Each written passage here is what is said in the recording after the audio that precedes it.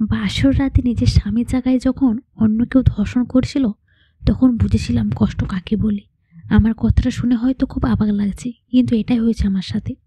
সেদিন বুঝেছি যন্ত্রণা কাকে বলে, অসহায়ত্বের মাত্রা কতটা গুরুত্বর হলে মানুষ এমন পরিস্থিতিতে পড়ে। বাবা মায়ের খুব আদরের সন্তান ছিলাম, বলতে গেলে সোনার চামচ নিয়ে জন্মেছি। কত ভালোবাসতো আমার মা, সারাদিন আমাকে নিয়ে পড়ে থাকতো। কিন্তু সে সুখ বেশি দিন জোটেনি আমার কপালে। 8 বছর বয়সে ক্যান্সারে আমার মা মারা যায়। সেদিনকে মা হারিয়ে আমি খুব কেঁদেছিলাম। প্রতিটা মুহূর্তে শুধু মাকে মিস করতাম। বাবা মায়ের জন্য অনেক কষ্ট পেত, কিন্তু আমাকে বুঝতে দিত না। কিন্তু বাবা প্রায় সময় ব্যবসার কাজে ব্যস্ত থাকতো, আমাকে তেমন দেখাশোনা করতে পারতো না। তাই আত্মীয় স্বজন সবাই বলতে লাগলো আরেকটা বিয়ে করার জন্য। কিন্তু বাবা মাকে অনেক ভালোবাসতো, আর নতুন মা যদি আমাকে মানতে না পারে, আমাকে কষ্ট দেয়, এর জন্য সহজে বিয়ে করতে রাজি হয়নি। কিন্তু সবার জোরাজোরি আর আমার কথায় বাবা দ্বিতীয় বিয়ে করে। সেদিন বাবাকে বলেছিলাম, বাবা নতুন মা না এনে দিলে আমি আর তোমার সাথে কথা বলবো না। ভেবেছিলাম তো আমার নতুন মাটাও আমার আগের মায়ের মতো হবে। কে জানতো আমার কপালটা এমন হবে। সেদিন সত্যি বাবাকে নতুন মা আনতে বলিনি। এখন মনে হচ্ছে সেদিন আমি বাবাকে খাল কেটে কুমির আনতে বলেছিলাম। বাবা যখন বিয়ে করে বউ নিয়ে ঘরে ঢুকে আমি উকি ঝুঁকি মেরে নতুন মাকে দেখতেছিলাম আর খুব খুশি হয়েছিলাম।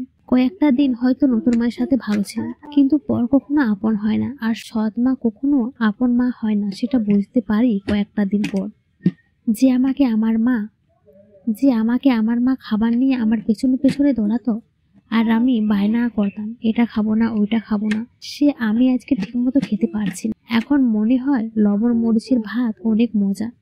যে আমি সারাদিন বসে বসে পুতুল খেলে সময় পার করতাম, সে আমি এখন অনেক কাজ করি, তাও আমার নতুন মায়ের মন ভরে না।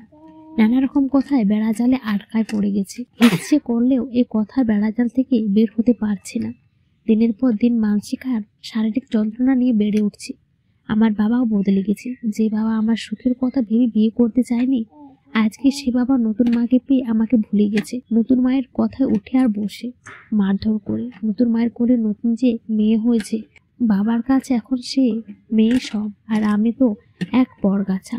8 বছর বয়সে মাকে হারিয়ে যতটা না কষ্ট পেয়েছিলাম, তার থেকে বেশি কষ্ট এখন প্রতি মুহূর্তে পাই। কষ্টটা আরো বেড়ে গিয়েছিল যখন আমার বাবা মাত্র 14 বছর বয়সে আমার বাবা বিয়ে ঠিক করে আমার থেকে 26 বছরের বড় এক মধ্যবয়স্কের সাথে। সেদিন একটু প্রতিবাদ করেছিলাম, আর ফলশ্রুতিতে মায়ের আর মানসিক যন্ত্রণাটাই পেলাম না। সহ্য করতে পেরে কোনো উপায় না পেয়ে বিয়েতে রাজি হয়েছিলাম। ভেবেছিলাম বয়স বেশি দেখতে অসল, তাতে কি হয়েছে, খেতে পড়তে তো পারবো। সংসার কাকে বলে তখন বুঝতে পারিনি। সংসার বুঝে ওঠার আগে বাবা আর নতুন মায়ের চাপে 14 বছর বয়সে আমি বিয়েটা করিনি। বিয়ে করার পর যে সুখটা ছিল সেটাও চলে গেল। ঘরোয়া ভাবে চুপি চুপি লোকটার সাথে আমার বিয়ে হয়। আমাকে লোকটা গাড়ি করে তার বাড়ি নিয়ে যায়। যাবার সময় লোকটার হাব ভাব দেখে মনে হয়েছিল লোকটা নেশা করা আর চরিত্রহীন।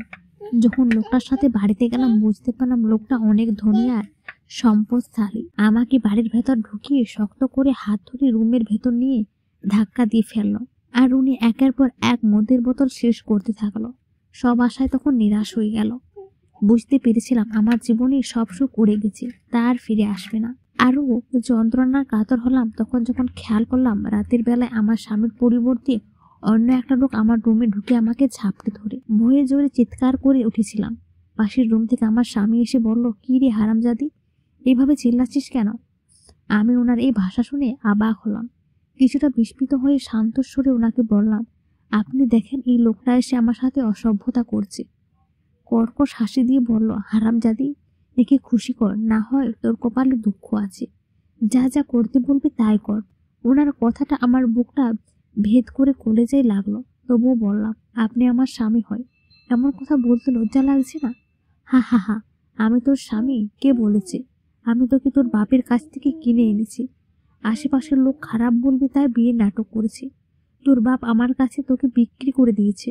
এখন আমি যা বলি তুই তাই করবি, ওনাকে খুশি কর। এই বলে উনি লোকটাকে ইশারা করে দরজা লাগিয়ে চলে গেল। আর লোকটা আমার উপর পশুর মতো ঝাঁপিয়ে পড়ল। আমি বললাম, আপনি আমার বাবা বয়সী, এমন করবেন না। আপনার মা বোন মেয়ে থাকলে কি এমন করতে পারতেন? আমাকে ছেড়ে দিন, পায়ে পড়ি আপনার, আমার ক্ষতি করবেন না প্লিজ। কিন্তু তিনি এক পৈশাচিক হাসি দিয়ে আমাকে বলল, এসব বলে লাভ নেই সুন্দরী, আমাকে একটু খুশি করে দাও। এইসব বলে আমার গায়ের উপর এসে আমাকে শক্ত করে ধরলো আর আমাকে খুবলে খুবলে খেলো। সেদিন আমার চিৎকার শোনার মতো কেউ ছিল না। মনে হয়েছিল এক হায়েনা আমার কাঁচা মাংস খুবলে খুবলে খাচ্ছে। ওনার খাবার শেষ হওয়ার পর আমার স্বামী আমাকে ঠিক একইভাবে খুবলে খুবলে খেয়েছে। তারা ভুলে গিয়েছে আমি একটা মানুষ, আমার কষ্ট হচ্ছে। যন্ত্রণার চিৎকার যেন তাদের সুখটা আরো বাড়িয়ে দিয়েছিল। কাজ শেষে আমাকে লাথি দিয়ে ফেলে অন্য রুমে চলে গেল। আমি যন্ত্রণায় ছটফট করতে লাগলাম। সারা শরীরে হ্যান্ডের আঘাত করা ক্ষতগুলো ভেসে উঠল। সে সাথে তীব্র যন্ত্রণা কাতরাতে লাগলাম। বড় স্বপ্ন নিয়ে বিয়ে না করলেও একটু আশা নিয়ে বিয়েটা করেছিলাম। আজ সে আশাটাও ভেঙে গেল। জীবনের এতটা কষ্ট লেখা ছিল বুঝতে পারিনি। আজকে আমার জীবনের সব শেষ। সারা শরীরটা সাক্ষী দিচ্ছে আমি আজকে কতটা নিরুপায়, অসহায়। সেদিন বুঝেছিলাম পুরুষ মানুষ কতটা খারাপ, কতটা অযোগ্য হলে একজন বাবা তার মেয়েকে এমন লোকের কাছে বিক্রি করতে পারেন, কতটা নিকৃষ্ট হলে একজন বাবার বয়সী লোক আমার মতো 14 বছরের মেয়েকে এভাবে হ্যানের মতো রক্তাক্ত করতে পারে। কতটা কষ্ট হয়েছে সেদিন আমি জানি। কোর্সের শেষটা যদি সেখানে হতো তাহলে তো ভালো ছিল, কিন্তু পরের দিন সকালে